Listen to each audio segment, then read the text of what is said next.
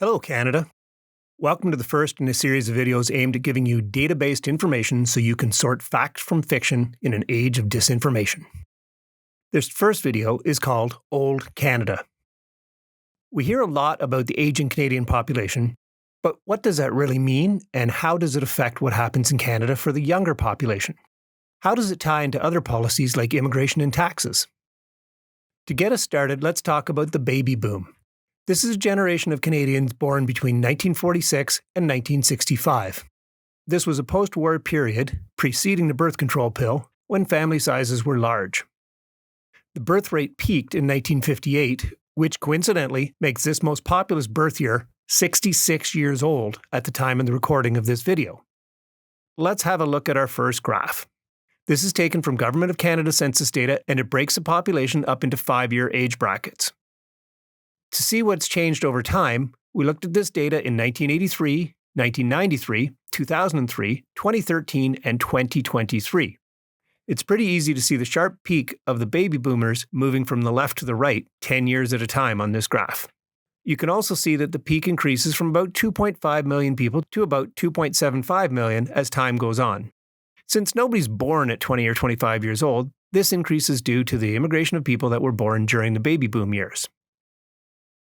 When we highlight the graph for the year 1983, we can see that the baby boomers are 20 to 24 years old at that time. Other than slightly more 0 to 4-year-olds than 5 to 9-year-olds, the graph declines steadily on either side of the peak. That indicates that prior to 1958, there were more and more babies born each year, and after 1958, there were fewer and fewer, with a slight rise between 1979 and 1983.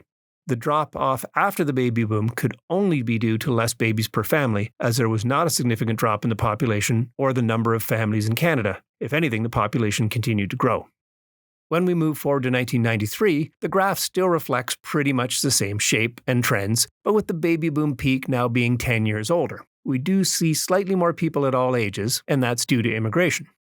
In 2003, the baby boom peak moves another 10 years older and rises a bit once more, but in the 10 to 24 age group, we start to see a raised plateau emerge that we didn't see before.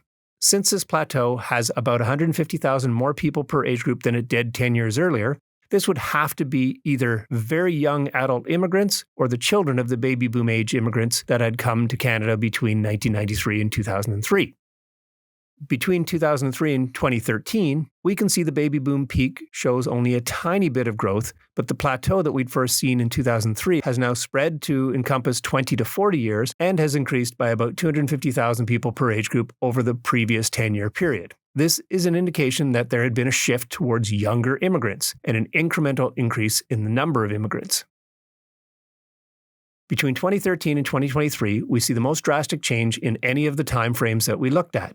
Baby boom peak is still there, right where expected to be, and slightly smaller than it had been 10 years earlier, probably due to people dying before retirement age, but it's now peaked at the retirement age, right around 65 years old. The plateau that we'd first seen in 2003 has now grown into its own rounded peak, and the millennials, born 1981 to 1986, are now actually the most populous age group in Canada. Clearly, Canada has shifted from attracting complete families to recruiting people in their early stages of their career who are coming here on their own. We've imported a lot of millennials.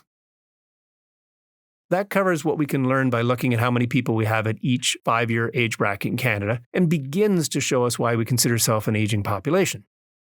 In our next video, we'll sort the population into age groups of 0 to 19, 20 to 64, and 65 and older to see what the economic impact of this age distribution is.